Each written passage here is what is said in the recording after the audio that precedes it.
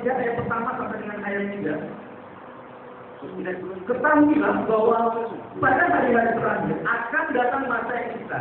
Masih akan kita ini sendiri dan menjadi hamba Tuhan. Mereka akan membuat dan membongkar sendiri.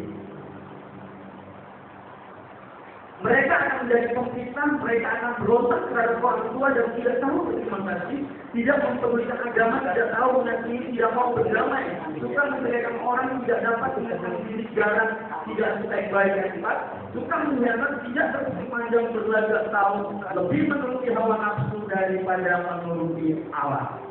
Itu keadaan di akhir zaman. Manusia keadaan di akhir zaman keadaan seperti ini. Firman Tuhan katakan mereka tidak mau hidup menurut kehendak Allah, tetapi mereka lebih hidup menuruti hawa nafsu mereka. Pengendalian ini penting di hari-hari terakhir ini. Dunia selalu menawarkan hal-hal yang nikmat.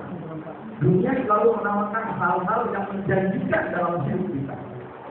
Tetapi satu hal yang harus kita miliki dalam hidup kita sebagai orang Kristen, orang percaya, kita hidup oleh iman. Kadang iman itu menjadi goyah ketika kita tidak memiliki penguasaan diri, ketika kita berkata bahwa kami memiliki iman. Tetapi ketika orang datang menawarkan kepada kita kedudukan, orang menawarkan kita kekayaan, orang menawarkan kita hal-hal yang menjanjikan untuk hidup masa depan kita di dunia, kita akan lupa, iman kita akan goyah. Bahkan Tuhan, firman Tuhan yang dikatakan seperti ini kepada Yesus ketika Yesus akan disalib, katakan Yesus akan seperti ini, bahwa akan ada imannya yang tergoncang. Tetapi Yesus katakan tidak, saya siap walaupun harus masuk dalam penjara, saya tidak akan tergoncang.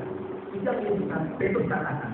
Yesus katakan seperti ini, aku berdoa walaupun iman kita tergoncang, jangan sampai iman itu menjadi gugur. Nah, saudara, jangan sampai iman kita gugur. Perjalanan iman kita sia-sia. Kita sedang ada dalam pertandingan iman di hari-hari ini. Kita sedang dalam pertandingan iman, kita sedang berjuang, kita mengalami berbagai macam rintangan, kita mengalami berbagai macam tantangan dalam perjuangan ini. Dan saya katakan, Tuhan tidak pernah tunggu kita di tengah pertandingan, tetapi Tuhan tunggu kita di akhir pertandingan. Kalau kita tidak dapat menyelesaikan iman kita tidak dapat menyelesaikan pertandingan kita dengan baik, maka kita tidak akan sampai pada Yesus dan kita tidak akan dapat masuk dalam kerajaan surga. Yesus sedang menanti kita dengan mahkota kemuliaannya. Dan ketika kita sedang berjuang, mungkin Yesus sedang berdiri di sana dan Yesus memberikan semangat. Ayo, berjuang. Sekalipun kita sudah jatuh, Tuhan Yesus katakan bangkit, lari lagi, lari dan terus lari.